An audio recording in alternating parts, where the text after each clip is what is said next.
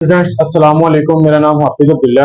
आज हम ICom part one business maths professor Nazir Hussain की बुक है, चैप्टर नंबर 5 है, एक्सरसाइज 5.1 को डील करेंगे। मैंने पिछले लेक्चर में आपको क्वेश्चन नंबर 1 से क्वेश्चन नंबर 9 तक करवाया था। आज इस लेक्चर में मैं आपको क्वेश्चन नंबर 10 से आगे मूव ऑन करेंगे। देखते हैं क्वेश्चन नंबर 10 की तरफ। क्वेश्चन नंबर 10 मैंने आपके सामने एक क्वेश्चन लिखा हुआ है। इफ ए का मैट्रिक्स ए है, बी का मैट्रिक्स सी है, शो दैट हमने ये अपना क्वेश्चन करना सॉल्व। अब इस क्वेश्चन में देखें, इज इक्वल टू से पहले लेफ्ट हैंड साइड है और इज इक्वल टू के बाद राइट हैंड साइड है। तो अब जितनी भी छोटी छोटी जितनी भी चीजें हैं वो आपने पहले सॉल्व कर लें, जैसा कि ए स्केयर है, ए बी है, बी स्केयर है, ए प्लस बी है, फिर ए प्लस बी का स्केयर भी है। तो सबसे पहले हम ए स्केयर फाइंड करते हैं। ए स्केयर मैंने यहाँ पे लिखा है, ए स्केयर का मतलब है ए जो है वो दो दफा है। ए मल्टीप्लाई ए, मैं लिख सकता हूँ इस चीज को। तो ए मल्टीप्लाई ए लिखा है तो ए की वैल्यू मैंने यहाँ से देखी है, फिर ए की वैल्यू लिखी है। दोनों मैट्रिसेस को आपस में मल्टीप्लाई करने का तरीका कार ये होता है, हमारे पास के पहले की रो लेते हैं और दूसरे का कॉलम लेते हैं। -1 को हम -1 से किया, 2 को 0 से कर दिया। अब पहली रो को हम दूसरे कॉलम से भी करेंगे, -1 को 2 से कर दिया, प्लस लगाकर 2 को 1 से कर दिया। अब दूसरी रो की बारी है, दूसरे रो को भी पहले कॉलम से भी और दूसरे कॉलम से भी। 0 को -1 से करूंगा, प्लस लगाकर 1 को 0 से करूंगा और 0 को 2 से करूंगा और 1 को 1 से कर दूंगा। तो इसको बच्चे मजीद सॉल्व करेंगे। अगर 1 1 जार 1 आ गया, 2 0 जार 0, 1 2 जार 2 आ गया, 2 1 जार 2 आ गया, 0 1 जार 0 आ गया, 1 0 जार 0 आ गया, 0 2 जार 0, 1 1 जार 1। तो 1 प्लस 0 करूंगा तो 1 आ गया, -2 प्लस 2 किया तो हमारे पास 0 आ गया, 0 प्लस 0 करूंगा तो 0, 0 प्लस 1 करूंगा तो 0 आ गया। ये बच्चे हमारे पास ए स्क्वायर आ गया। अब हम नेक्स्ट टर्म निकालते हैं ए बी वाली। ए बी हमने फाइंड आउट करना है। अब ए बी हमने कैसे फाइंड आउट करना है, ए को बी से मल्टीप्लाई करवाना है। तो सबसे पहले ए लिखा हुआ है तो ए की वैल्यू क्वेश्चन से देखी है, बी की वैल्यू आगे लिख देंगे, वो देख के वहां से अवेलेबल है जो हमारे पास। ये दोनों मैट्रिक्स को अब मल्टीप्लाई करवाएंगे। दो मैट्रिक्स को मल्टीप्लाई करने का तरीका आपको पता है कि पहले की रो दूसरे के कॉलम। -1 को 1 से किया, फिर 2 को -1 से, फिर उसके बाद पहली रो को दूसरे कॉलम से भी करना है। -1 को 0 से करेंगे और 2 को 2 से कर देंगे। अब दूसरी रो की बारी है, दूसरी रो को भी पहले कॉलम से भी और दूसरी रो को दूसरे कॉलम से भी। 0 को 0 से करूंगा और 1 को 2 से कर दिया आपने। 0 को 1 से कर दिया और 1 को -1 से कर दिया। अब दूसरी रो को दूसरे कॉलम से भी करेंगे, 0 को 0 से कर दिया और 1 को 2 से कर दिया आपने। तो 1 1 जार 1 आ गया आपके पास, 2 1 जार 2 आ गया, 1 0 जार 0, 2 2 जार 4, 0 1 जार 0, 1 1 जार 1 आ गया, और ये 0 0 जार 0 और 1 2 जार 2 आ गया। इसको मजीद सॉल्व करते हैं हम। -1 -2 जो -3 आ जाएगा, 0 प्लस 4 4 आ गया, 0 -1 आ गया -1 और 0 प्लस 2 आ गया, हमारे पास 2 आ गया। ये हमारे पास ए बी का आंसर आ गया। मतलब हमने ये टर्म भी, ए स्क्वायर वाली टर्म भी निकाल ली है, ए बी वाली टर्म भी निकाल लिया। अब हम बी स्क्वायर वाली टर्म निकालेंगे। बी स्क्वायर ये लिखा है, 9 लिख के आपने बी स्क्वायर वाली टर्म निकालनी है। बी स्क्वायर का मतलब है, बी स्क्वायर का मतलब है बी जो है वो दो दफा है। तो इसको हम कैसे लिखेंगे, बी मल्टीप्लाई बी। हम्म हम्म बी स्क्वायर का मतलब है हमारे पास बी जो है वो दो दफा है, बी को बी से मल्टीप्लाई करवाएंगे। अब बी की वैल्यू यहाँ से देके लिखी है, फिर बी की वैल्यू लिखी है। तो अब दोनों मैट्रिक्स को मल्टीप्लाई करने का तरीका कार वही पुराना वाला है कि पहले की रो लेते हैं, दूसरे का कॉलम लेते हैं। 1 को 1 से करेंगे और 0 को -1 से किया। फिर अब पहली रो को दूसरे कॉलम से भी करेंगे, 1 को 0 से कर दिया और 0 को 2 से कर दिया। अब दूसरी रो की बारी आ गई है, दूसरी रो को पहले से भी करना है और दूसरे कॉलम से भी करेंगे। -1 को 1 से कर दिया और 2 को -1 से कर दिया। -1 को 0 से कर दिया और 2 को 2 से कर दिया। 1 1 jar 1, 0 1 jar 0, 1 0 jar 0, 0 2 jar 0, 1 1 jar 1 आ गया और 2 1 जार 2 आ गया, 1 0 जार 0 और 2 2 जार ये 4 आ गया आपके पास। अब इसको मजीद सॉल्व करते हैं। 1 -0 आ जाएगा, 1 आ गया, 0 प्लस 0 करेंगे तो 0, -1 -2 करेंगे तो -3, 0 प्लस 4 करेंगे तो 4 आ गया। ये आपके पास बचे बी स्क्वायर भी आ गया। ये तीनों टर्म्स निकालनी है, ए स्क्वायर, ए बी और बी स्क्वायर निकाल लिए। अब हम चलते हैं ए प्लस बी निकालते हैं। ये ए प्लस बी वाली टर्म निकालेंगे तो 9 लिखेंगे हम। 9 लिख के अब हम ए प्लस बी निकालेंगे। A plus B is equal to, सबसे पहले ए लिखा हुआ है तो ए की वैल्यू मैंने क्वेश्चन से देख के लिख दिया, आगे प्लस जो है वो एज इट इज आ जाएगा, और बी लिखा हुआ है, बी की वैल्यू यहाँ से फिर क्वेश्चन से देख के लिख लेंगे। अब ये तो फाइंड आउट करना है, एज इट इज आ जाएगा नीचे। इन दोनों मैट्रिसेस को हमने प्लस करना है, तो प्लस करने का तरीका कार -1 प्लस 1 करेंगे तो वो 0 आ जाएगा, 2 प्लस 0 करूंगा तो 2 आ जाएगा, 0 -1 करूंगा तो -1, 1 प्लस 2 करूंगा तो 3 आ जाएगा। ये हमने बच्चे ए प्लस बी वाली टर्म भी निकाल लिया। अब हमने इसी ए प्लस बी का हमने स्केयर भी निकालना है। ए प्लस बी वाली का हमने, ए प्लस बी वाली जो वैल्यू है इसका हमने स्केयर भी निकालना है। तो ये देखें ए प्लस बी का, अब ये 9 लिख के हमने ए प्लस बी का स्केयर लिखा है, यानी कि ये पूरी ब्रैकेट का स्केयर है। ये पूरी ब्रैकेट का स्केयर का मतलब ये है कि ये ब्रैकेट जो है वो दो दफा है। तो इसको मैंने दो दफा लिख दिया, ये पहली वाली और ये फिर ये दूसरी दफा मैंने लिख दिया। ए प्लस बी को ए प्लस बी से मल्टीप्लाई करवाएंगे, ये आपके पास जो ए प्लस बी का आंसर निकला था, ये हम ए प्लस बी की वैल्यू पहली दफा भी अप्लाई किया, फिर ए प्लस बी की दोबारा वैल्यू अप्लाई किया। अब ये ए प्लस बी होल का स्क्वायर फाइंड करना है, एज इट इज आता जा रहा है। इन दो मैट्रिसेस को हमने मल्टीप्लाई करना है, दो मैट्रिक्स को मल्टीप्लाई करने का तरीका कार वही वाला पुराना है कि पहले की रो लेते हैं, दूसरे का कॉलम लेते हैं, जीरो को जीरो से करेंगे, टू को -1 से करेंगे। उसके बाद जी हम पहली रो को दूसरे कॉलम से भी करेंगे, जीरो को 2 से करेंगे और 2 को 3 से कर लिया। अब दूसरी रो को पहले कॉलम से भी और दूसरे कॉलम से भी -1 को 0 से किया, 3 को -1 से कर दिया। अब उसके बाद -1 को 2 से कर दिया, 3 को 3 से कर दिया। 0 0 जार 0 और 2 1 जार 2 आ गया, 0 2 जार 0, 2 3 जार 6, 1 0 जार 0, 3 1 जार 3 आ जाएगा, 1 2 जार 2 आ गया और 3 3 जार 9 आ गया। अब 0 -2 करेंगे तो -2 आ जाएगा, 0 + 6 करूंगा तो 6 आ जाएगा, 0 -3 करूंगा तो -3 आ जाएगा, -2 + 9 करूंगा तो 6 आ जाएगा। अब ये देखें जितने भी टर्म्स थे हमारे पास क्वेश्चन में, ए स्क्वायर था वो भी फाइंड कर लिया हमने, ए बी था, ए स्क्वायर ये फाइंड किया हमने बच्चे। उसके बाद ए बी वाली टर्म जो थी वो हमने ये निकाली हुई है। उसके बाद नेक्स्ट थी बी स्क्वायर वाली टर्म, तो बी स्क्वायर वाली टर्म ये निकाल दिया हमने। और आगे था ए प्लस बी, तो ए प्लस बी वाली टर्म ये निकाल दिया। अब ए प्लस बी का स्क्वायर भी था ऊपर, तो ए प्लस बी का स्क्वायर ये टर्म भी निकाल दिया। जितने भी क्वेश्चंस में टर्म थी हमने सब की सब फाइंड कर ली है। अब ये पूरा क्वेश्चन जो है ना वो अपना रीराइट करते हैं, वहां पर नौ लिखकर मैंने अपना पूरा क्वेश्चन रीराइट कर लिया। अब इन सब में जो जो वैल्यूज निकाली है हमने वो अप्लाई कर देते हैं। ए स्क्वायर की वैल्यू हमारे पास सबसे पहले ए स्क्वायर लिखा हुआ है, तो ए स्क्वायर की वैल्यू हमारे पास ये निकली हुई है 1001। तो ए स्क्वायर की वैल्यू ये अप्लाई कर दी है, +2 एज इट इज, और ए बी की वैल्यू अप्लाई कर दूंगा। ये हमारे पास ए बी की वैल्यू निकली हुई है, तो ये ए बी की वैल्यू अप्लाई कर दिया, प्लस जो है वैसे क्या वैसे ही, और बी स्क्वायर लिखा हुआ है तो बी स्क्वायर की वैल्यू अप्लाई कर दूंगा। ये हमारी बी स्क्वायर की वैल्यू निकली हुई है, तो ये बी स्क्वायर की वैल्यू भी अप्लाई कर दी है। आगे नॉट इक्वल का साइन जो है वो लगाया, फिर ए प्लस बी का स्क्वायर की वैल्यू लिखनी है, तो ये ए प्लस बी के स्क्वायर की वैल्यू ये लिखी हुई है, तो ये ए प्लस बी के स्क्वायर की वैल्यू आ गई है। अब ये देखें बच्चे, ये 2 जो है वो इस पूरी मैट्रिक्स से मल्टीप्लाई हो रहा है, तो अंदर सबसे मल्टीप्लाई करवाएं, 2 3 जार 6 आ जाएगा, 2 4 जार 8, 2 1 जार 2 आ गया, और ये 2 2 जार 4 आ जाएगा। बाकी ये मैट्रिक्स भी ऐसे, ये मैट्रिक्स भी ऐसे, ये मैट्रिक्स भी ऐसे। अब ये तीनों मैट्रिक्स आपस में प्लस हो रहे हैं, इन सब तीनों को प्लस करते हैं, तीनों को प्लस करके हमारे पास -4 8 -5 और 9 आ गया, और ये वाला मैट्रिक्स नीचे एज इट इज आ गया। अब ये देखिए दोनों मैट्रिक्स आपस में नॉट इक्वल है, इसलिए देखें नॉट इक्वल उसने पहले ही साइन डाला हुआ है कि दोनों मैट्रिक्स आपस में इक्वल नहीं है, तो फिर यही हमने चीज प्रूव करवानी थी, तो ये जो हमारे पास प्रूव हो गया। ये था आपके पास क्वेश्चन नंबर 10। अच्छा ये स्टूडेंट्स, क्वेश्चन नंबर 10 से के बाद क्वेश्चन नंबर 11 की तरफ चलते हैं। क्वेश्चन नंबर 11 लिखते हैं।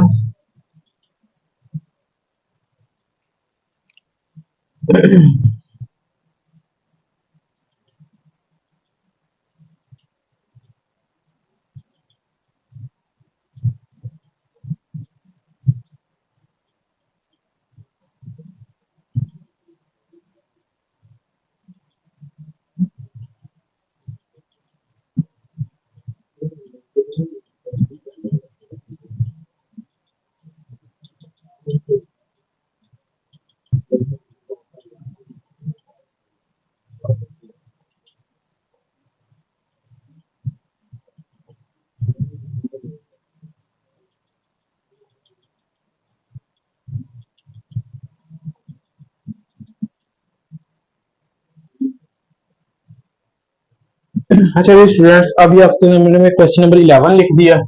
क्वेश्चन नंबर 11 में बच्चे आपके सामने ये क्वेश्चन है, ये क्वेश्चन दिया हुआ है कि दो मैट्रिक्स आपस में मल्टीप्लाई हो रहे हैं और इज इक्वल टू ये एक मैट्रिक्स लिखा हुआ है, फाइंड करना है। उसने बोला find the value of P and Q. अब इस क्वेश्चन में ये पी आ रहा है और ये क्यू आ रहा है, पी और क्यू की हमने वैल्यू फाइंड करनी है। इस क्वेश्चन को सॉल्व करते हुए पी और क्यू की वैल्यू हमने फाइंड करनी है। अभी देखें क्वेश्चन में नीचे दोबारा एक दफा रीराइट कर लेता हूँ, 2 4।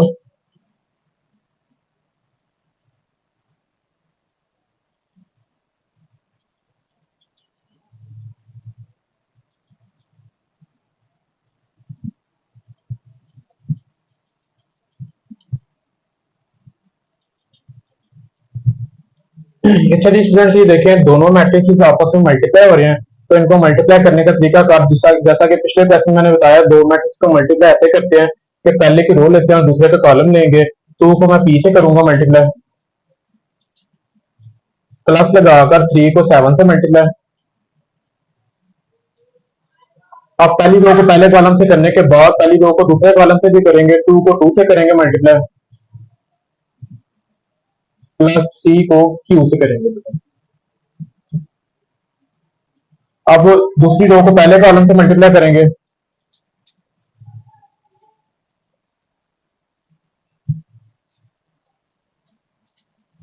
अब दूसरी रो को दूसरे कॉलम से भी मल्टीप्लाई करेंगे, फोर को टू से और फाइव को क्यू से।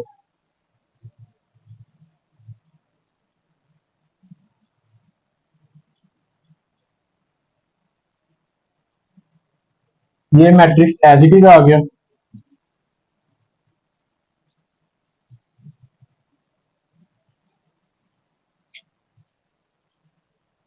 टू पी आ जाएगा बच्चे, plus three seven are 21, four Ps are four P, five seven are 35, two two are four, three Qs are three Q,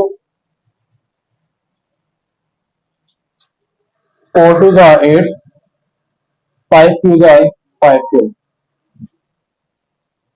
is equal to, ये वाला मैट्रिक्स एज इट इज आ गया बच्चे।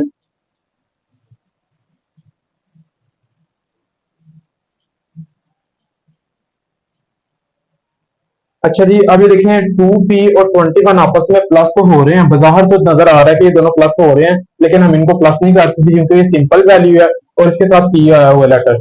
इनको भी हल नहीं कर सकते, इनको भी हल नहीं कर सकते, इनको भी हल नहीं कर सकते, इनको भी हल नहीं कर सकते। मतलब ये है कि जब सिंपल नंबर हो और साथ में कोई लेटर वाला लफ्ज आ जाए या नंबर आ जाए तो उसको हम सॉल्व नहीं कर सकते। तो हमने बेसिकली फाइंड क्या करना था, पी और क्यू की वैल्यू फाइंड करनी थी। तो अब पी एस, हम ये चार इक्वेशंस बन रही है हमारे पास, चारों इक्वेशंस में से ऐसी इक्वेशन सेलेक्ट करेंगे इसमें सिंगल सिंगल पी आ रहा हो और सिंगल ही क्यू आ रहा हो। तो ये देखें, अगर तो मैं ये इक्वेशंस उठाते हैं, ये वाली टू पी प्लस 21 को इक्वल करूंगा 31 के, और फोर प्लस थ्री क्यू को मैं इक्वल कर लेता हूँ वन के। टू पी प्लस 21 को इक्वल कर लेते हैं हम, पहले लफ्ज जो है वो पहले लफ्ज के इक्वल आ जाएगा 31 के, सेंटर में लाइन लगा लेते हैं, और फोर प्लस थ्री क्यू को जो है हम इक्वल कर लेते हैं वन के, दूसरा लफ्ज जो है वो दूसरे लफ्ज के इक्वल आ गया। अच्छा जी, प्लस 21 है, उधर जाके ये माइनस 21 हो जाएगा।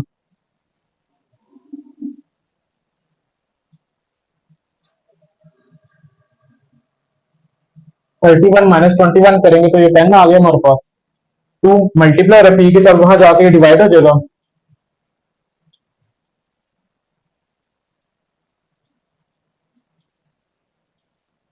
ये कटिंग करने के बाद टू वन जार टू फाइव जार 10, पी की वैल्यू जो है वो 5 आ गई है हमारे पास। अच्छा जी, अब क्यू की वैल्यू फाइंड कर लेते हैं, प्लस 4 है, उधर जाके ये माइनस 4 हो जाएगा हमारे पास।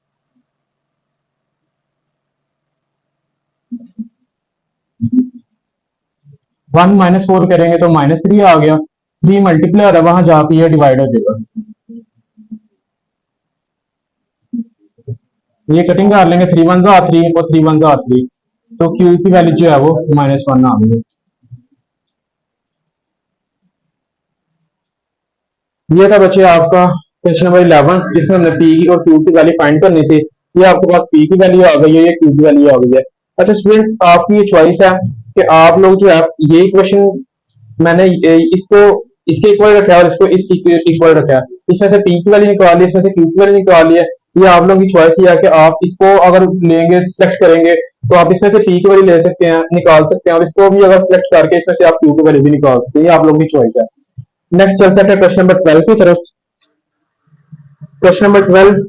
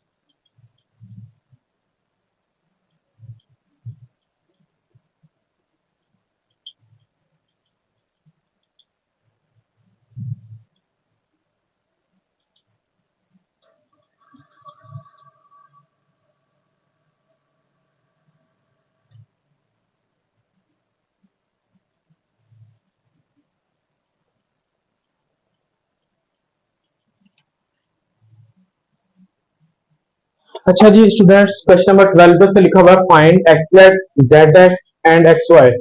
हमने एक्स को जेड से मल्टीप्लाई करवाए हैं, जेड को एक्स से मल्टीप्लाई, एक्स को वाई से मल्टीप्लाई करवाना है अगर पॉसिबल, इफ पॉसिबल।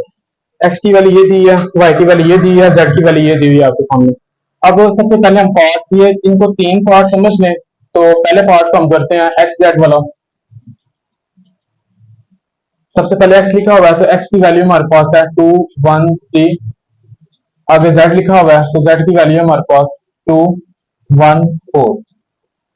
दो मैट्रिसेस को मल्टीप्लाई करने का तरीका अगर मैं पिछले क्वेश्चन में आपको बता चुका हूँ कि पहले की रो लेते हैं और दूसरे का कॉलम लेते हैं। अभी देखें पहले की रो ये है और पहले का कॉलम ये आ गया, मतलब 2 को 2 से मल्टीप्लाई करवाएंगे।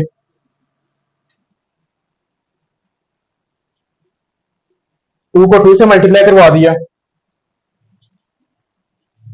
आगे पहली रो पहली रो पहला कॉलम ले लिया। आगे स्पेस देकर हमने पहली रो को दूसरे कॉलम से भी करेंगे।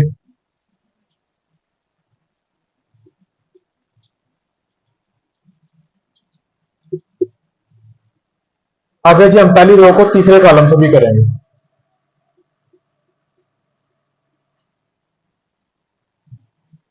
अच्छा जी अब दूसरी रो की बारी आ जाती है, दूसरी रो को पहले कॉलम से भी करेंगे।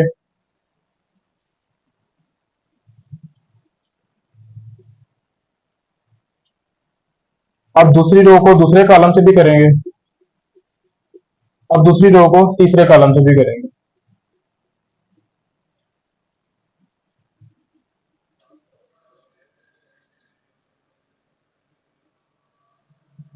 अच्छा जी अब तीसरी रो की बारी है, तीसरी रो को पहले कॉलम से करने लगे हैं। 3 को 2 से करेंगे और तीसरी रो को दूसरे कॉलम से भी, 3 को 1 से। अब तीसरी रो को तीसरे कॉलम से।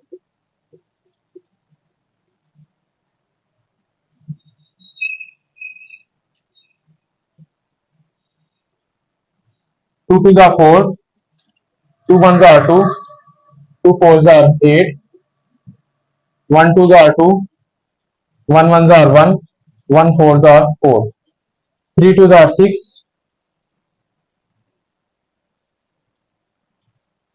3 1 are 3, 3 4 are 12। ये आपके सामने बचे एक्स जेड पार्ट वन समझते कर लिया हमने। अब जेड एक्स फाइंड करते हैं।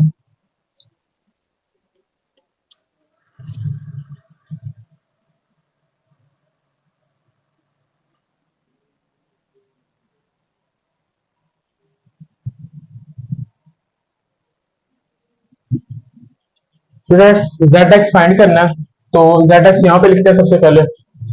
Z X is equal to, सबसे पहले जेड लिखा हुआ है तो जेड की वैल्यू लिखते हैं।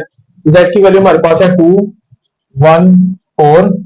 आगे एक्स की वैल्यू लिखनी है, एक्स की वैल्यू हमारे पास है 2 1 3।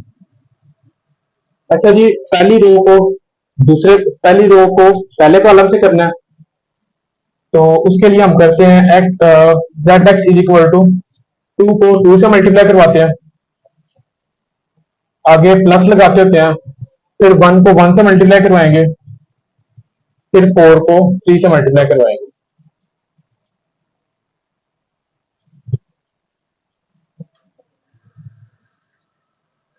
अच्छा जी 2 2 का 4 आ गया, प्लस 1 1 का 1 आ गया, 4 3 का 12 आ गया आपके पास।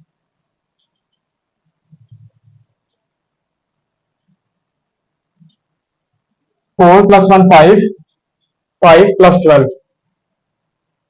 17। ये आपके सामने बच्चे जेड एक्स को फाइंड कर लिया है। अब हम एक्स वाई की तरफ चलते हैं, एक्स और वाई को आपस में मल्टीप्लाई करवाना है।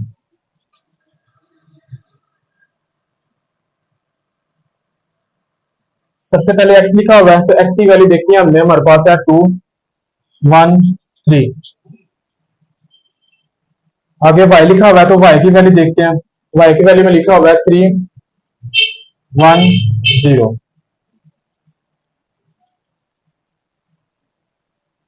मैंने आपको बोला हुआ था कि पहली रो को पहले कॉलम से करना है। अगर मैं 2 को 3 से मल्टीप्लाई करवा देता हूँ तो आगे इससे कोई नंबर अवेलेबल ही नहीं है जिसको मैं 1 से करवाऊं, फिर उस अगले नंबर को फिर मैं 0 से करवाऊं। तो यही क्वेश्चन की बात थी इसने बोला हुआ था कि फाइंड करें एक्स को जेड से मल्टीप्लाई, जेड को एक्स से मल्टीप्लाई, एक्स को वाई से मल्टीप्लाई इफ पॉसिबल। अगर तो पॉसिबल है तो फिर मल्टीप्लाई करवाएं। तो हमने चेक किया कि एक्स को जेड से मल्टीप्लाई करवाया, ये तो पॉसिबल था। तो और उसके बाद जेड को एक्स से मल्टीप्लाई करवाया, वो भी पॉसिबल था। लेकिन एक्स और वाई को मल्टीप्लाई करवाना ये पॉसिबल नहीं है। इसकी रीजन मैं आपको बता चुका हूँ कि पहले की रो लेते हैं, दूसरे का कॉलम लेते हैं। अगर मैं 2 को 3 से मल्टीप्लाई करवा देता हूँ, आगे इसके नंबर 2 के आगे कोई नंबर अवेलेबल है ही नहीं है। इसको मैं 1 से कराऊं और 0 से करवाऊं मल्टीप्लाई, तो इसलिए इसके आगे लिख देंगे it is not possible.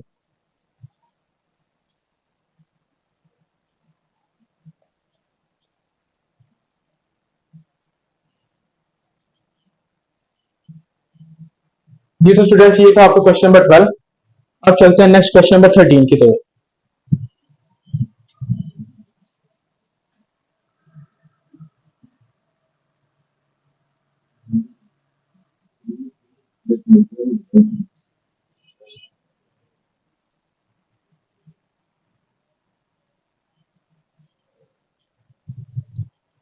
Question number 13 है बच्चे हमारे पास।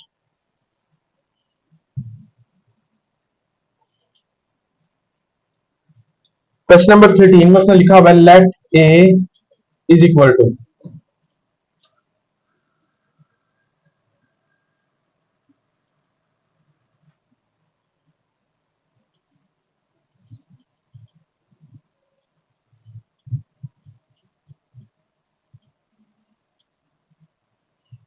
और बी का मैट्रिक्स उसने लिखा हुआ है बच्चे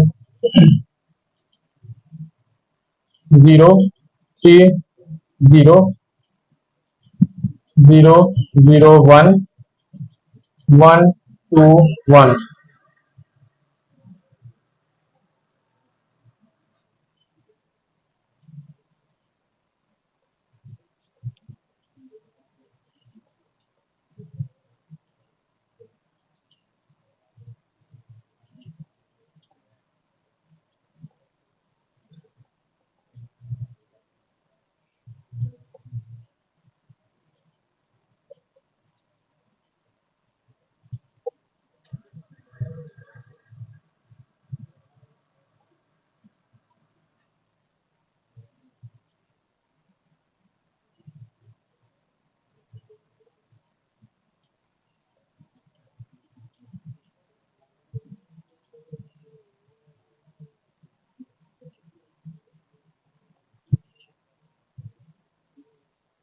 जी तो स्टूडेंट्स, ये आपके सामने मैंने क्वेश्चन नंबर 13 लिख दिया है।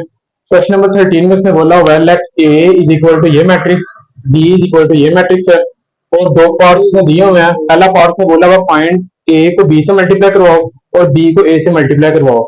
और सेकंड पार्ट में बोला हुआ है कि ए को बी से जो मल्टीप्लाई करवाया और बी को जो ए से मल्टीप्लाई करवाया, क्या वो दोनों आंसर्स आपस में इक्वल हैं या नहीं है। तो ये हमने साबित करना है। तो पहला पार्ट मैंने ये दोबारा से लिख दिया, find A B and B A. सबसे पहले हम ए बी निकालेंगे, फिर उसके बाद बी ए निकालेंगे। तो ए बी सबसे पहले निकालते हैं। A B is equal to, सबसे पहले हमारे पास ए लिखा हुआ है, तो ए की वैल्यू अगर हम यहां से देखें तो लिखी हुई है हमारे पास 1 3 3 2 0 0।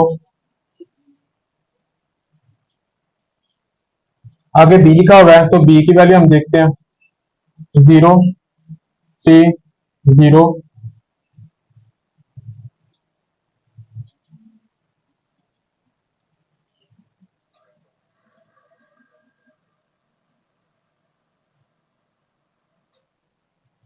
दो मैट्रिक्स को मल्टीप्लाई करने का तरीका आपको पहले से ही बता चुका हूं। पहले की रो लेते हैं और दूसरे का कॉलम लेते हैं। 1 को 0 से मल्टीप्लाई करवाएंगे,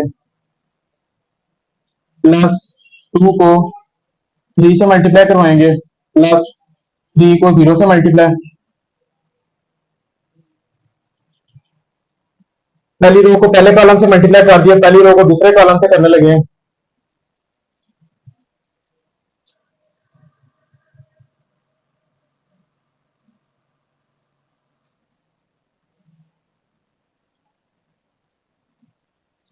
अब पहली रो को तीसरे कॉलम से करेंगे, 1 को 1 से करेंगे।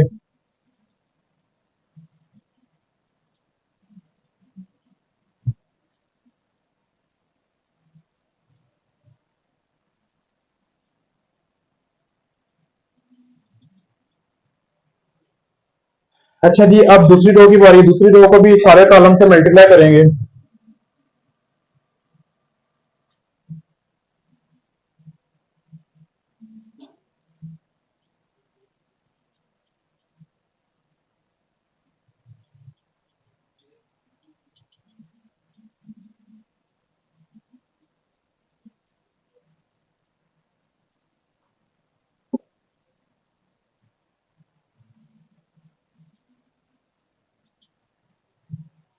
दूसरी रो को आप तीसरे कॉलम से कर रहे हैं, 3 को 1 से करेंगे।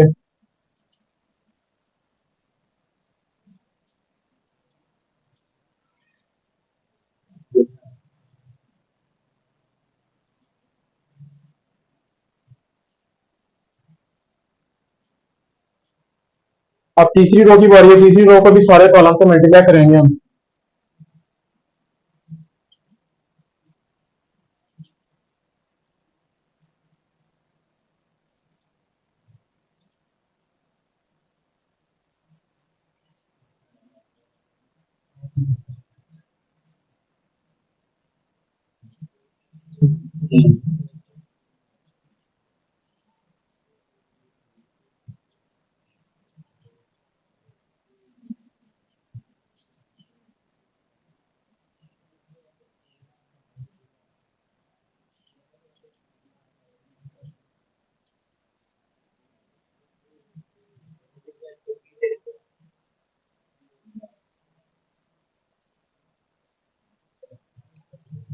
अच्छा जी स्टूडेंट्स, अब 1 को 0 से मल्टीप्लाई किया तो 0 आ गया।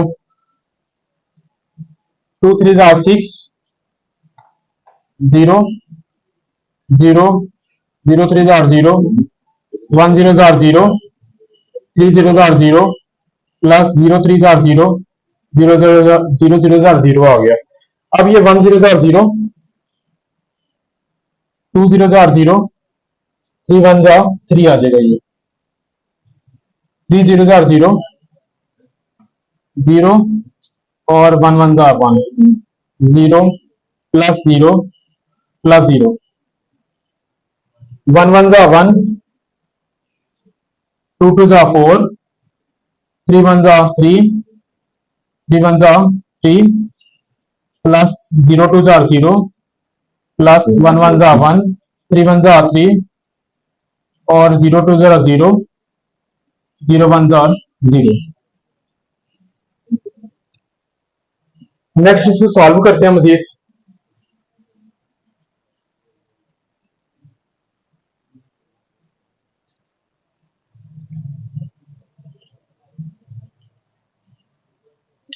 0 प्लस 6 प्लस 0 करेंगे तो 6 आ जाएगा हमारे पास।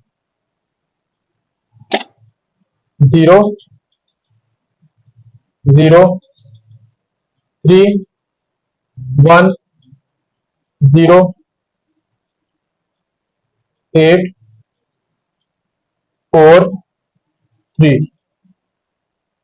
ये जी हमारे पास ए बी का आंसर आ गया। ठीक है, ए बी हमने फाइंड कर लिया। अब हम नेक्स्ट पार्ट अपना बी ए फाइंड करते हैं।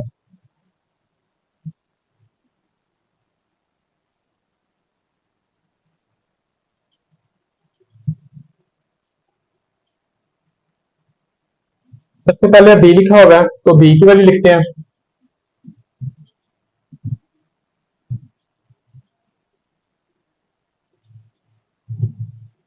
आगे ए लिखा हुआ है तो ए की वैल्यू फाइंड कर ए की वैल्यू लिख लेते हैं यहाँ से।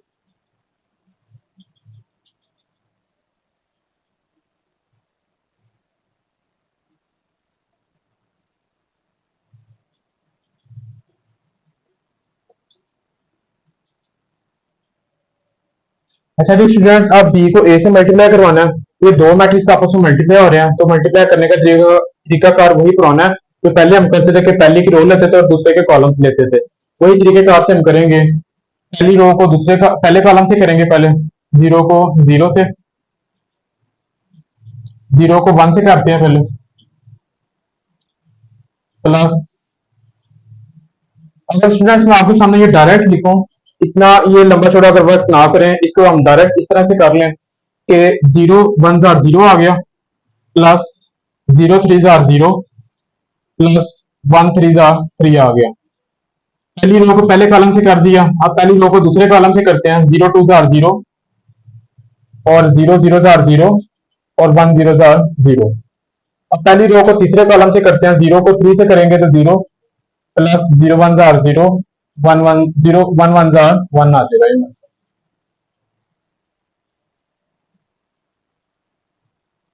ये देखें, पहली रो को पहले कॉलम से किया, ये आ गया हमारे पास। पहली रो को दूसरे कॉलम से कैसे किया था? 0 2 जार 0 0 0 जार 0 और 1 0 जार 0। अब पहली रो को हमने तीसरे से भी किया, 0 3 जार 0 0 1 जार 0 और 1 1 जार 1 आ गया। अब दूसरी रो की बारी, दूसरी रो को भी सारे कॉलमों से करें बारी बारी। 3 1 jar 3 plus 0 3 jar 0 plus 2 3 jar 6 आ जाएगा।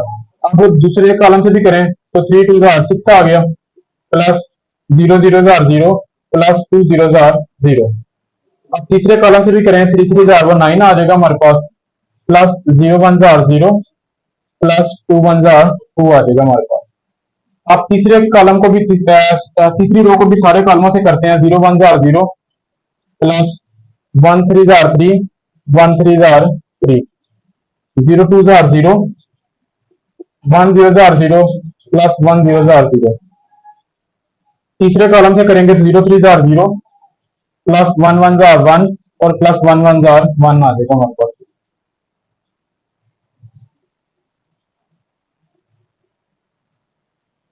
ये प्लस 2 हो गए 3 3 plus 6 9 3 plus 3 6 0 plus 0 0 6 0 1 9 plus 2 11 1 plus 1 2। ये आपके पास बचे ए बी का आंसर आया था और ये आपके पास बचे बी ए का आंसर आ गया। पार्ट नंबर 1 में उसने ए बी और बी ए फाइंड करना था, वो हमने ए बी निकाल लिया, वो हमने बी ए निकाल लिया। पार्ट नंबर 1 जो हमारा सॉल्व हो गया। अब पार्ट 2 में उसने बोला हुआ था कि show that A B and B A not equal, कि ए बी का जो आंसर है वो बी ए का आंसर नहीं है। तो देखें, ये ए बी का आंसर था और ये बी ए का आंसर है, ये दोनों आपस में मैच नहीं कर रहे। तो हम क्वेश्चन नंबर 2 में इस तरह से इंग्लिश में लाइन एक लिख देंगे,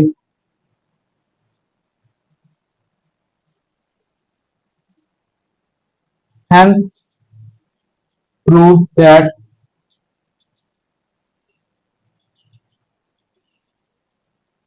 AB does not equal to BA।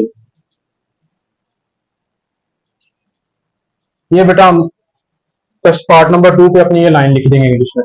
ये था आपका बचे क्वेश्चन नंबर 13। अब चलते हैं नेक्स्ट क्वेश्चन नंबर 14 की तरफ।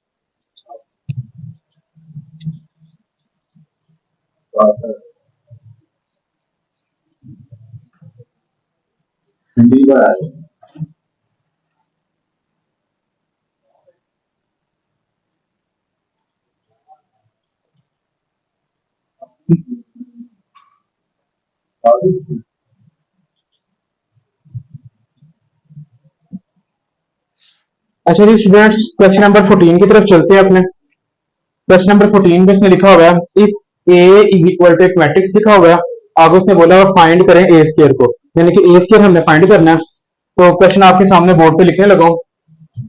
क्वेश्चन है हमारे पास बच्चे 14 है। If A is equal to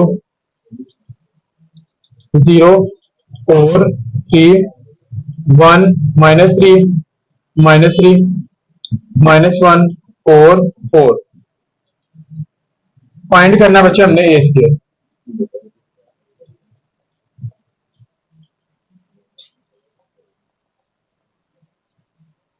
students इसमें क्वेश्चन नंबर 14 है, ए की वैल्यू दी हुई है और फाइंड करना है हमने ए स्क्वायर। तो ए स्क्वायर हम यहाँ पे राइट करते हैं। देखें, ए स्क्वायर का मतलब ये है कि ए जो है वो 2 दफा है, तो हम ए को 2 दफा लिख लेते हैं। ए मल्टीप्लाई ए स्क्वायर 2 दफा था तो ए मल्टीप्लाई ए लिख दिया। अब ये देखिए 2 दफा ए आ गया, वो दोनों ए को हमने मल्टीप्लाई करवाना है। तो ए की वैल्यू हमारे पास ये लिखी हुई है ऊपर क्वेश्चन पे 0 4 3 1 -3 -3 -1 4 और 4।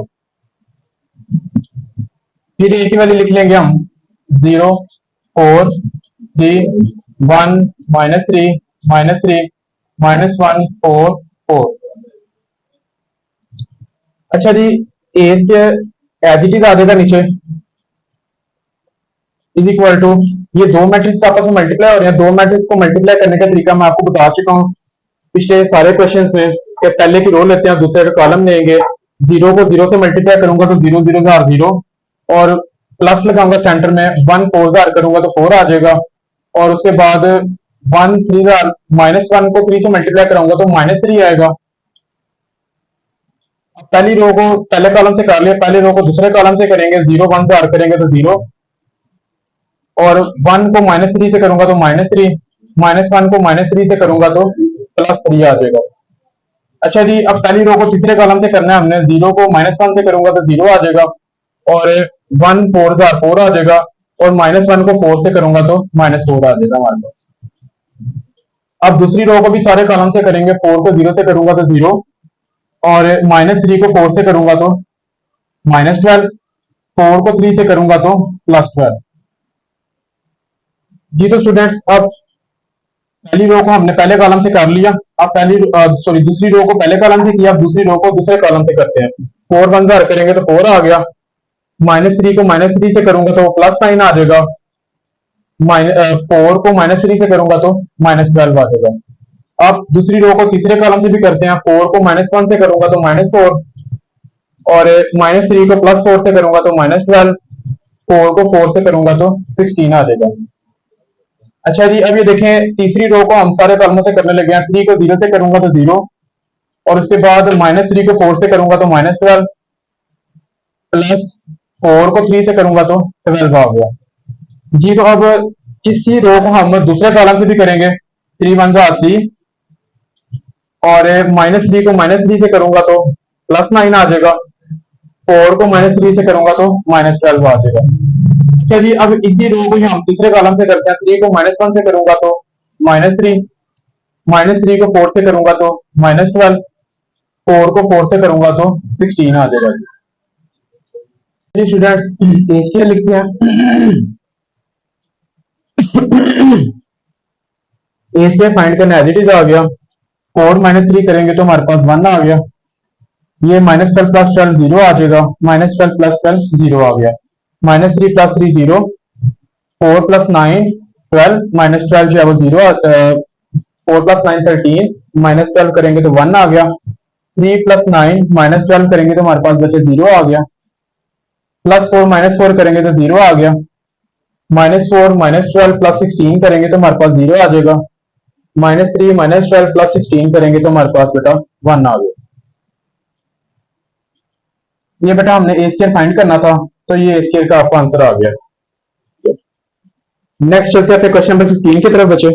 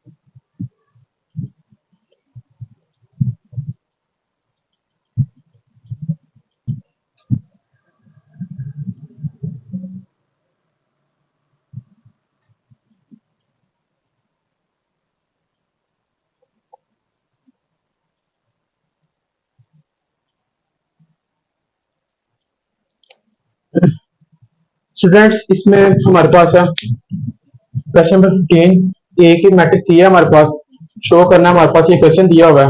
अब इस क्वेश्चन में देखें, एक तो हमारे पास ए स्क्वायर वाली टर्म आ रही है, एक ए वाली टर्म आ रही है, एक आई वाली टर्म आ रही है। ए वाली टर्म जो है वो हमारे पास अवेलेबल है, लेकिन ए स्क्वायर वाली अवेलेबल नहीं है, तो सबसे पहले हम ए स्क्वायर निकाल लेते हैं। ए स्क्वायर कैसे निकालेंगे, ए स्क्वायर लिखें ए स्केयर का मतलब है ए जो है वो दो दफा आ गया, यानी कि ए को ए से मल्टीप्लाई करवाएंगे तो ये ए की वैल्यू हम लिख लेते हैं यहां से,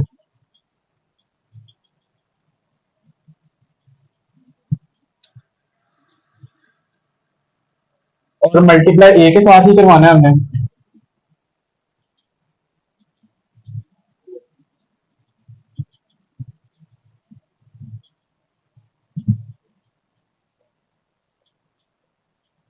दो मैट्रिक्स को मल्टीप्लाई करवाने का तरीका है, पहले की रो लेते हैं, दूसरे का कॉलम लेंगे।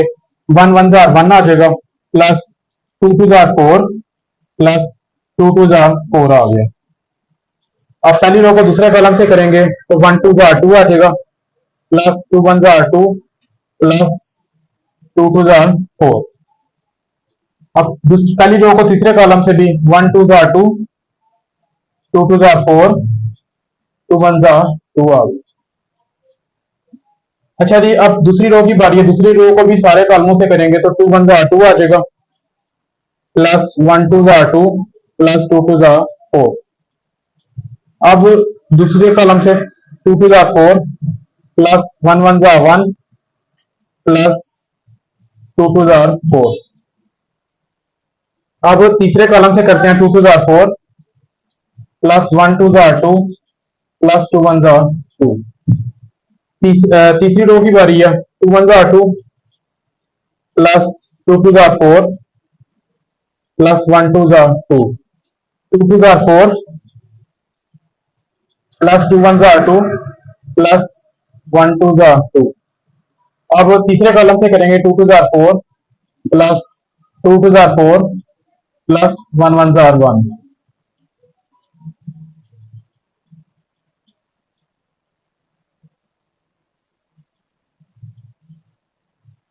स्टूडेंट्स इसमें वन प्लस फोर करेंगे फाइव, फाइव प्लस फोर करेंगे तो नाइन आ गया हमारे पास। Two plus two four, four plus four eight, two plus four six, six plus two eight, दो और दो चार, आठ, चार और एक पांच, पांच और चार नौ, चार और दो छह, छह और दो आठ, दो और चार छह, छह और दो आठ, चार और दो छह, छह और दो आठ, चार और चार आठ, और एक नौ। स्टूडेंट्स ये आपके सामने, मैंने बोला था आपको कि ये हमारे पास ए की वैल्यू दी हुई थी और ये हमने क्वेश्चन फाइंड आउट करना था अपना।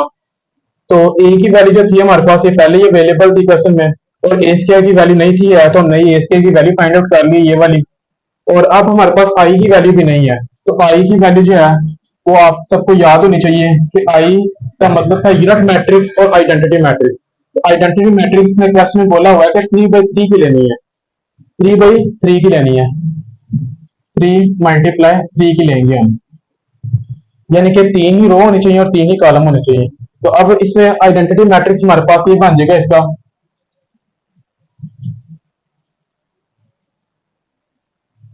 आइडेंटिटी मैट्रिक्स आ जाएगा हमारे पास जी वन जीरो जीरो,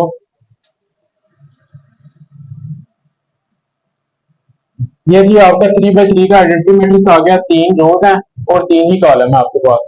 और ये आइडेंटिटी मैट्रिक्स इस तरह से लिखते हैं कि डायगोनल एंट्रीज वाली लाइन होती है वन वन होती है, बकाया सारे लफ्ज जो है वो जीरो होंगे। ये आइडेंटिटी मैट्रिक्स है आपके पास। अब ये तीनों टर्म्स आ गई हैं, ए स्क्वायर भी आपने फाइंड कर लिया है, ए जो है वो पहले अवेलेबल था, और आई जो है वो आपके सामने ये है आपके सामने। अब ये पूरा क्वेश्चन उधर रीराइट करते हैं और इसमें वैल्यूज अप्लाई कर देते हैं। क्वेश्चन है हमारे पास बच्चे, A square minus four A minus five I is equal to zero. अच्छा जी, ए स्केयर की वैल्यू जो है वो हमारे पास ये निकली हुई है, तो ये ए स्केयर की वैल्यू अप्लाई करता हूँ यहाँ पर, नाइन एट एट।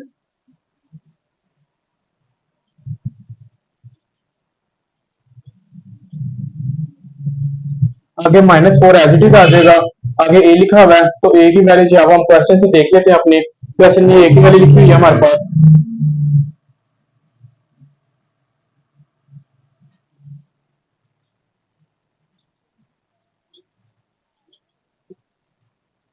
आगे -5 जो है एज इट इज आ जाएगा। आगे आई की वैल्यू लिख लेनी है, आई की वैल्यू हमें पहले से ही पता है, तो वो लिखते हैं यहाँ पर।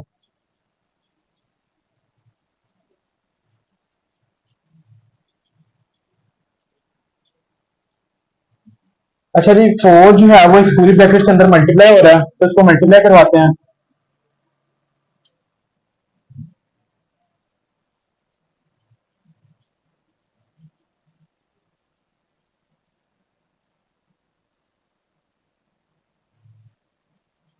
4 1 are 4, 4 2 are 8, 4 2 are 8, 4 2 are 8, 4 1 are 4, 4 2 are 8, 4 2 are 8, 4 2 are 8, 4 1 are 4,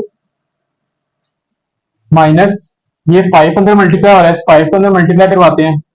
5 1 are 5, 5 0 are 0, 5 0 are 0, 5 0 are 0, 5 1 are 5, 5 0 are 0, 5 0 are 0, 5 0 are 0, 5 1 are 5। Students ये तीनों मैट्रिक्स आपस में माइनस हो रहे हैं, तो इनको माइनस करते हैं। पहले दो मैट्रिक्स से आप उसको माइनस कर लेते हैं, फिर तीसरे के साथ उसको माइनस कर लेंगे। तो देखिए 9 -4 करेंगे तो हमारे पास आ जाएगा 5, 8 -8 करेंगे तो 0 आ गया, 8 -8 किया तो 0 आ गया, इसके बाद 8 -8 करेंगे तो 0 आ गया, 9 -4 करेंगे तो 5, 8 -8 करेंगे तो 0, 8 -8 0, 8 -8 0, 9 -4 करेंगे तो 5 आ जाएगा। और ये वाला मैट्रिक्स एज इट इज आ जाएगा बच्चे, 5 0 0।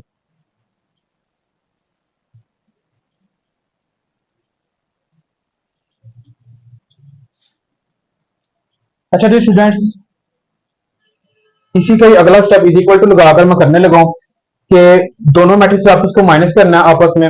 तो 5 -5 किया तो 0,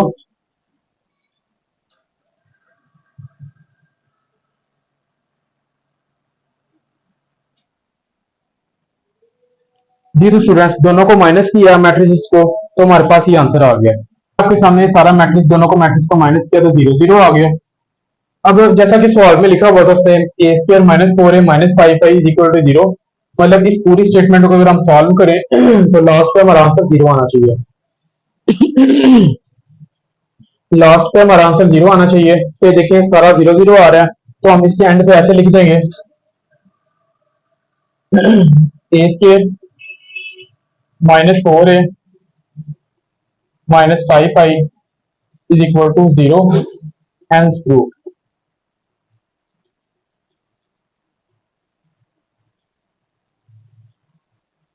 ये था आपके सामने बेटा क्वेश्चन नंबर 15। अब चलते हैं नेक्स्ट क्वेश्चन नंबर 16 की तरफ।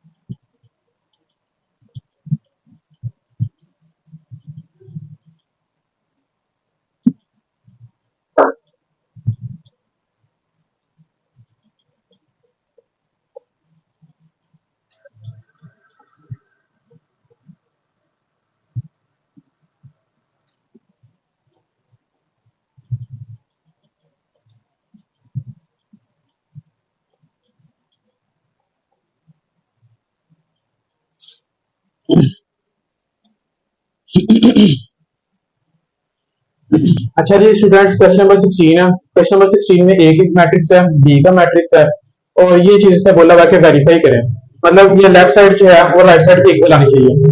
तो लेफ्ट साइड को देखते हैं, अगर हम सबसे पहले लेफ्ट साइड सॉल्व करते हैं। यहाँ पे हेडिंग दे लें बेशक, लेफ्ट हैंड साइड इस तरीके से मार्कर के साथ हेडिंग दे लें आप लोग। लेफ्ट हैंड साइड है हमारे पास बच्चे ए प्लस बी होल का ट्रांसपोज। तो सबसे पहले ए लिखा हुआ है, तो ए की वैल्यू आ जाएगी। ए की वैल्यू बेटा हमारे पास 2 1 4 5 प्लस आगे बी लिखा हुआ था, बी की वैल्यू में आ रहा है 3 4 -2 6। आगे ब्रैकेट के बाहर ट्रांसपोज आ गया। ये टी का मतलब बच्चे ट्रांसपोज है। ट्रांसपोज मैंने आपको पिछले लेक्चर में समझाया था कि किस तरीके से फाइंड आउट करते हैं, तो आज इस लेक्चर में फिर दोबारा देख लेंगे। ये दो मैट्रिक्स आपस में प्लस हो रहे हैं, तो इनको प्लस करते हैं। 2 + 3 5 4 -2 2 1 + 4 5 5 + 6 11 और इसके ऊपर ट्रांसपोज आ गया। अब ट्रांसपोज बच्चे इस तरीके से फाइंड आउट करते हैं कि रोज को कॉलम में चेंज कर देना। ये पहली रो आपके पास 5 और 2 वाली, इसको ये कॉलम में चेंज कर दिया, और दूसरी रो आपके पास 5 11 है, उसको कॉलम में चेंज कर दिया। ये आपके पास बचे लेफ्ट हैंड साइड है। अब वो चलते हैं अपने राइट साइड की तरफ। ये राइट हैंड साइड है आपकी।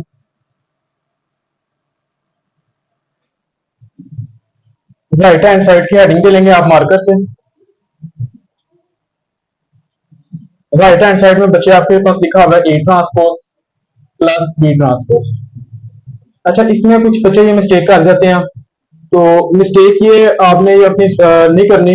मिस्टेक ये होती है बच्चों की कि ए प्लस बी यहाँ पर पहले प्लस करेंगे, फिर जो आंसर आएगा ए प्लस करने के बाद जो आंसर आया था उसका हमने ट्रांसपोज लिया था, और इसके अंदर पहले ए का ट्रांसपोज अलग से लें, बी का ट्रांसपोज अलग से लें, फिर दोनों के ट्रांसपोज को हम आपस में प्लस करेंगे। तो पहले ए की वैल्यू है हमारे पास 2 1 4 5 और उसके ऊपर ट्रांसपोज एक, प्लस बी की वैल्यू बचे हमारे पास 3 4 -2 6 और उसके ऊपर ट्रांसपोज है। अभी देखें इसका ट्रांसपोज अगर हम लें, तो मैं ट्रांसपोज पहले आपको बता चुका कि रो को कॉलम में चेंज करना। पहली रो 2 4 वाली है, इसको ये कॉलम में चेंज कर दिया, दूसरी रो को भी ये मैं ये कॉलम में चेंज कर दिया।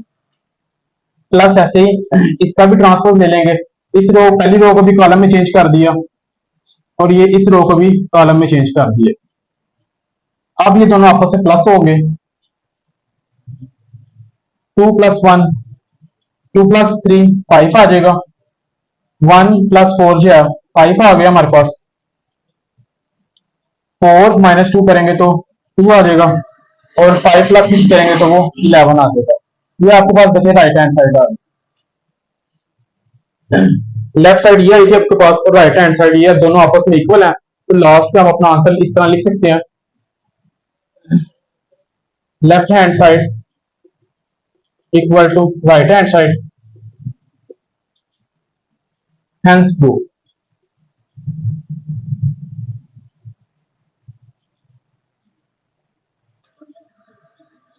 जी तो बच्चों, ये था आपका क्वेश्चन नंबर 16।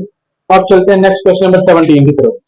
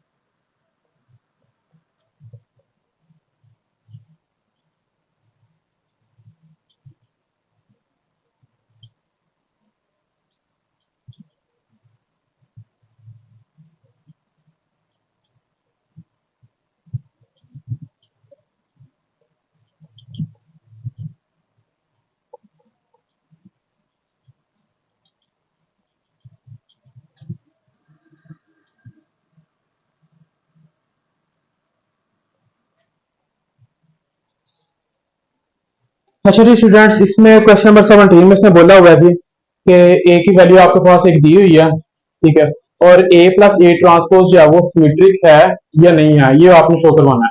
तो सबसे पहले हम इतना सॉल्व कर लेते हैं। ये चीज सॉल्व कर लेते हैं, फिर हम सिमेट्रिक की तरफ चलेंगे। पहले हम ये चीज सॉल्व करते हैं। इसको एक दफा नीचे रीराइट कर लिया हमने क्वेश्चन को, ए प्लस ए ट्रांसपोज। सबसे पहले ए लिखा हुआ है तो ए की वैल्यू हम लिख सकते हैं, उसकी वैल्यू 1021। आगे प्लस, आगे फिर ए की वैल्यू 1021 और उसके ऊपर ट्रांसपोज है। पहले ये इसका ट्रांसपोज ये निकाल लेते हैं, ये मैट्रिक्स एज इट इज आ गया। पहले इसका ट्रांसपोज आएगा, पहली रो को कॉलम में बदल दिया और दूसरी रो को भी कॉलम में चेंज कर देंगे। अब ये दोनों इसका ट्रांसपोज ले लिया, तो अब ये दोनों मैट्रिक्स आपस में प्लस हो रहे हैं, तो प्लस करेंगे इनको। 1 + 1 2, 2 + 0 2, 0 + 2 करेंगे तो 2 आ जाएगा, और 1 + 1 करेंगे तो 2 आ गया। ये मैंने इतनी चीज आपके सामने सॉल्व कर दी है। अब इस सिमेट्रिक की तरफ चलते हैं कि सिमेट्रिक क्या चीज है। सिमेट्रिक बच्चे डेफिनेशन में सिमेट्रिक ये होता है बच्चे कि अगर इसमें सिमेट्रिक में एक काम करना होता है, ट्रांसपोज लेना होता है। सिमेट्रिक में हमने एक काम करना होता है, ट्रांसपोज लेना होता है। ठीक है, तो अब ये देखें, अगर तो हमारे पास अगर ये क्वेश्चन है, अब a + a t का हमने a + a t का सिमेट्रिक हमने फाइंड करना है कि सिमेट्रिक ये चीज सिमेट्रिक है ये नहीं है। तो हम इसको ऐसे सॉल्व करेंगे, सिमेट्रिक ऐसे फाइंड आउट करते हैं। एक क्वेश्चन अगर आपके सामने ये दिया हुआ है, एक क्वेश्चन अगर आपके सामने दिया हुआ है, तो उसका हम ट्रांसपोज लेंगे। उसका ट्रांसपोज लेकर भी दोबारा अगर वो सवाल बन जाए, अगर वो दोबारा क्वेश्चन बन जाए दोबारा से, तो फिर वो सिमेट्रिक होगा। अगर वो दोबारा ट्रांसपोज लेने के बाद दोबारा से वो क्वेश्चन नहीं बनता, तो फिर वो हमारा सिमेट्रिक नहीं होगा। तो अब ये देखें, a + a ट्रांसपोज का हमने सिमेट्रिक लेना है, तो ये a + a ट्रांसपोज हमने फाइंड कर ली, ये चीज है ये a + a ट्रांसपोज। इस चीज का हम सिमेट्रिक लेंगे, तो सिमेट्रिक लेने के लिए हम एक काम करते हैं, सिमेट्रिक लेने के लिए हम ये काम करते हैं कि ट्रांसपोज लेते हैं। तो ट्रांसपोज लेंगे इस चीज का, यहां पर लिख लेते हैं बच्चे a + a ट्रांसपोज। इस पूरी चीज का ना, इस पूरी चीज का हम ट्रांसपोज ले रहे हैं, इस पूरी चीज का हम ट्रांसपोज ले रहे हैं। तो इसका ट्रांसपोज अगर लें, पहली रो को ये कॉलम में बदल दिया और ये दूसरी रो को भी हमने ये कॉलम में बदल दिया। तो बच्चे ये देखें, ये दोबारा से ये देखें क्वेश्चन की तरफ, ये क्वेश्चन दोबारा से बन गया। ये हमारे पास ट्रांसपोज, इसका ट्रांसपोज ये लिया तो ये दोबारा से क्वेश्चन बन गया। तो मतलब ये जब दोबारा से क्वेश्चन बन जाए तो मतलब सिमेट्रिक प्रूव हो चुका है। तो यहाँ पर हम अपने जवाब में यहाँ पर लिख सकते हैं a + a transpose is symmetric, कि वो सिमेट्रिक है। ये था बच्चे हमारे पास क्वेश्चन नंबर 17। अब चलते हैं नेक्स्ट क्वेश्चन नंबर 18 की तरफ।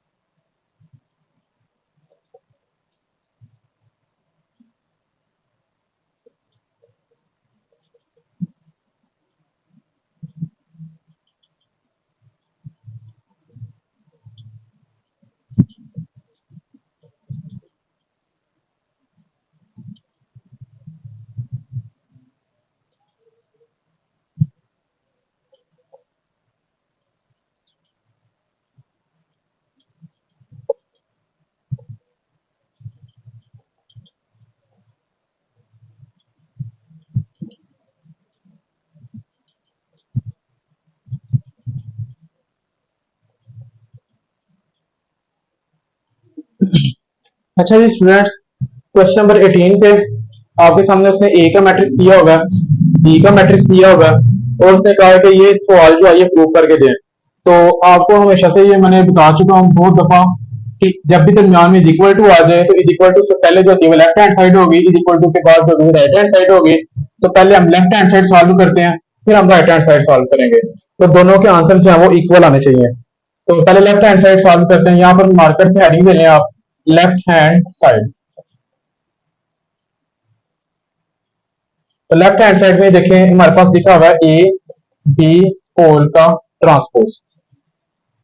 तो देखें ये ब्रैकेट के अंदर ए बी आ रहा है, तो सबसे पहले ब्रैकेट के अंदर जो चीज होगी वो सॉल्व करते हैं। ए और बी आपस में मल्टीप्लाई हो रहे हैं, तो पहले ए और बी को मल्टीप्लाई करवा लेते हैं। ए और बी को हम पहले मल्टीप्लाई करवा लेते हैं। तो सबसे पहले ए लिखा हुआ है, तो ए की वैल्यू लिखते हैं -2 4 6 7। आगे बी लिखा हुआ है तो बी की वैल्यू लिखते हैं। बी की वैल्यू में हमारे पास है 1 0 3 1।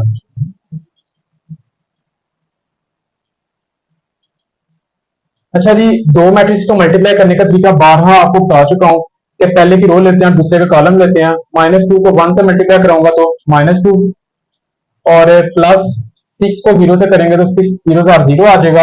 अब -2 को 3 से मल्टीप्लाई करवाता हूँ तो -6, और 6 को 1 से करूंगा तो 6 1 6 आ जाएगा। अच्छा जी, 4 1 4 आ गया, प्लस 7 0 0, और 4 3 12, और प्लस 7 1 7 आ जाएगा बच्चे हमारे पास।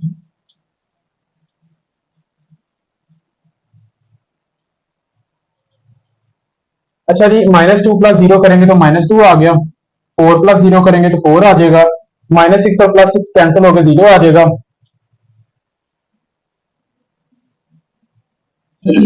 12 + 7 करेंगे तो 19 आ जाएगा हमारे पास। ये बच्चे आपका ए बी निकाल लिया हमने। हमने ये लेफ्ट साइड सॉल्व कर रहे थे पहले, लेफ्ट साइड में हमने ये चीज ए बी निकाल लिया। अब ये जो ए बी हमारे पास निकला है इसका हमने ट्रांसपोज लेना है।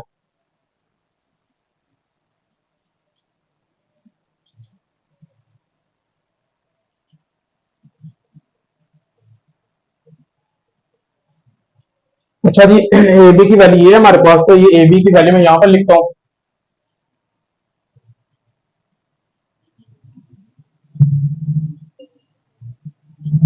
इसका हम ट्रांसपोज लेते हैं।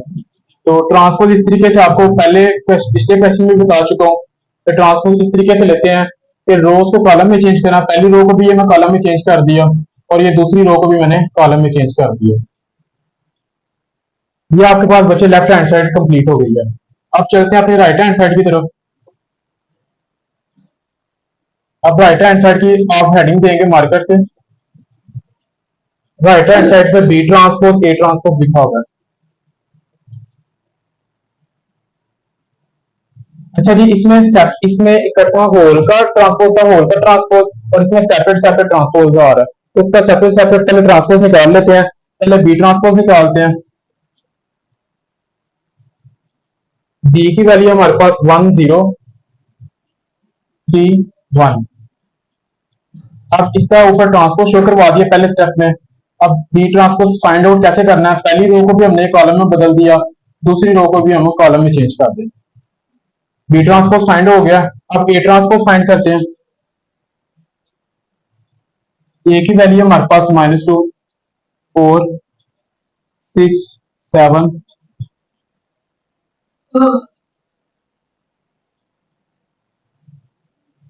अच्छा जी, ट्रांसपोज में ऐसे करते हैं, पहली रो को कॉलम में चेंज कर दिया, दूसरी रो को भी हमने ये कॉलम में चेंज कर दिया।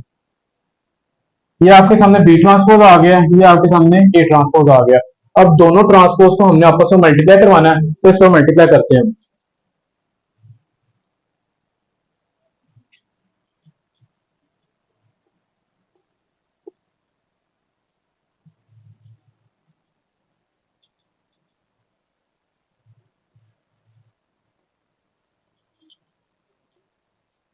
बी ट्रांसपोज ए ट्रांसपोज लिखा हुआ है, तो बी ट्रांसपोज की वैल्यू ये है, ए ट्रांसपोज की वैल्यू ये है आपके पास, तो इसकी वैल्यू अप्लाई करते हैं।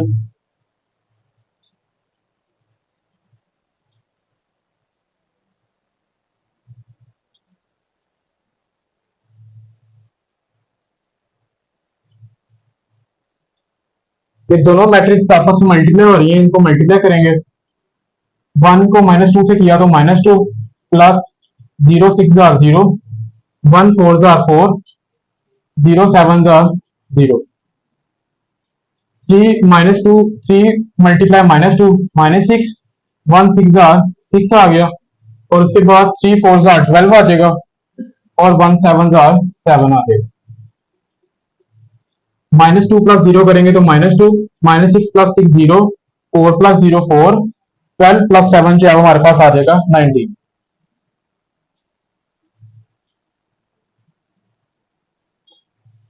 अच्छा जी स्टूडेंट्स, ये आपकी लेफ्ट हैंड साइड थी, ये आपकी राइट हैंड साइड है, ये दोनों आपस में इक्वल हैं, तो लास्ट को अपने आंसर में लिख सकते हैं left hand side equal to right hand side, hence prove.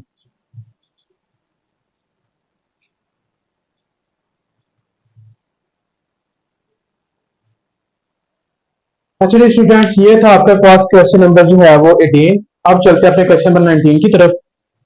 Question number 19 में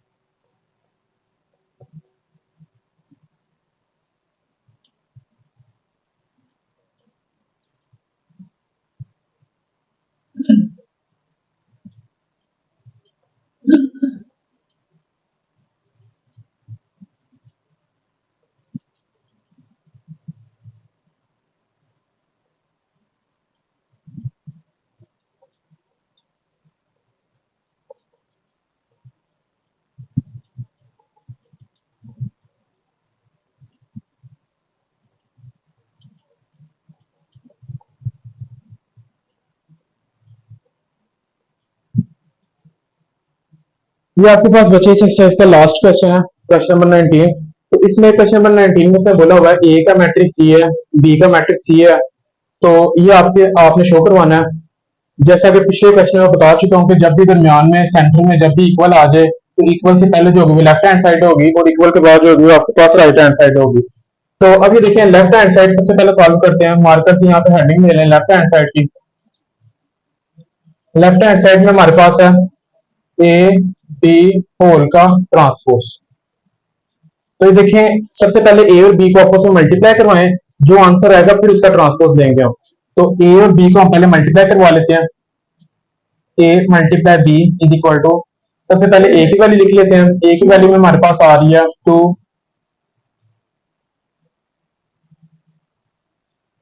आगे बी की वैल्यू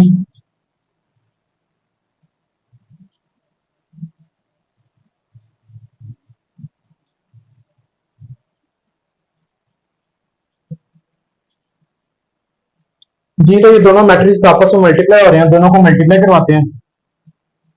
आपको पता है कि पहले की रो लेते हैं और दूसरे का कॉलम लेंगे। तो 2 को 1 से करवाऊंगा तो 2 1 जार 2, और -1 को 2 से मल्टीप्लाई करवाऊंगा तो -2 आ जाएगा,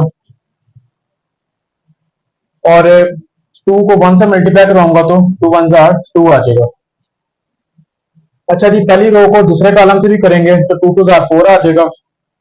-1 को 0 से मल्टीप्लाई करवाऊंगा तो -0, और 2 को 1 से करेंगे तो 2 1 जार 2 आ गया आपके पास। जी अब दूसरी रो को भी हम दोनों कॉलमों से करेंगे तो 2 1 जार 2 आ जाएगा, और 1 2 जार 2 आ गया, और 0 1 जार 0 आ गया।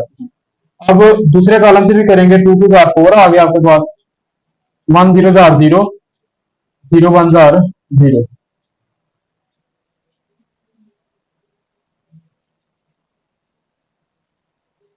2 -2 जो है वो 0 आ गया, 0 + 2 जो है वो 2 आ जाएगा।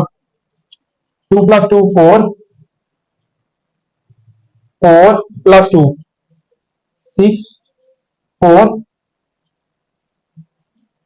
ये आपके सामने बच्चे ए बी आ गया। अब ए बी का हमने ट्रांसपोज लेना है।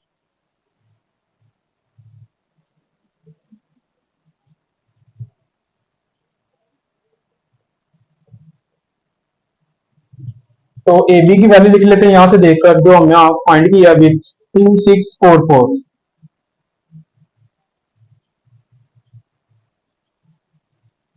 और उसके ऊपर ट्रांसपोज लिखा हुआ है। तो ट्रांसपोज फाइंड करते हैं इसका। ट्रांसपोज आपको पहले क्वेश्चन में भी बता चुका हूँ कि पहली रो उसको कॉलम में चेंज करना है। पहली रो है, इसको कॉलम में बदल दिया, और ये दूसरी रो को भी हमने ये कॉलम में बदल दिया। ये आपके पास बच्चे लेफ्ट हैंड साइड आ गई है। अब आपने बेटा राइट हैंड साइड की हेडिंग देनी है। राइट हैंड साइड ये मार्कर से हेडिंग दे लें आप। राइट हैंड साइड में लिखा हुआ है बी ट्रांसपोज ए ट्रांसपोज।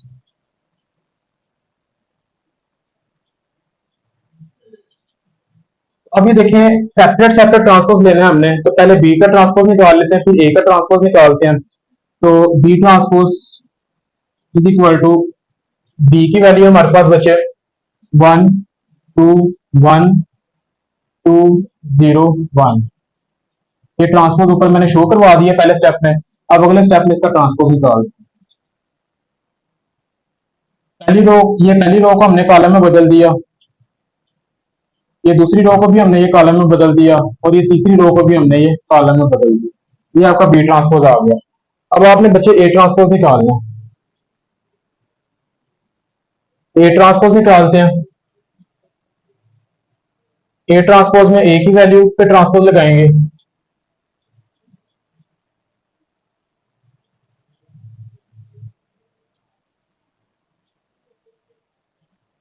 ये ट्रांसपोज हमने बच्चे शो करवा दिया इस पे। अब इसका ट्रांसपोज निकालते हैं। ट्रांसपोज ऐसे निकालते हैं कि रो को कॉलम में बदल देंगे। पहली रो हमारे पास है 2 - 1 2, ये कॉलम में बदल दिया। अब दूसरी रो को भी हम ये कॉलम में बदल देंगे। ये आपके सामने बच्चे ए ट्रांसपोज ये आ गया। ये आपके सामने बी ट्रांसपोज आया था, ये ए ट्रांसपोज आया। अब बी ट्रांसपोज को ए ट्रांसपोज से मल्टीप्लाई करवाना है हमने।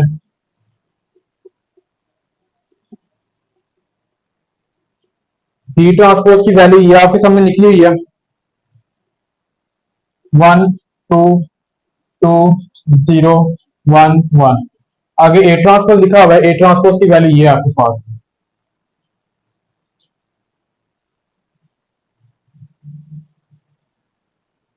दोनों मैट्रिक्स आपस में मल्टीप्लाई हो रहे हैं। दो मैट्रिक्स को मल्टीप्लाई करने का तरीका कार क्या है, पहले की रो को दूसरे के कॉलम से मल्टीप्लाई करना है। 1 2 2 आ जाएगा।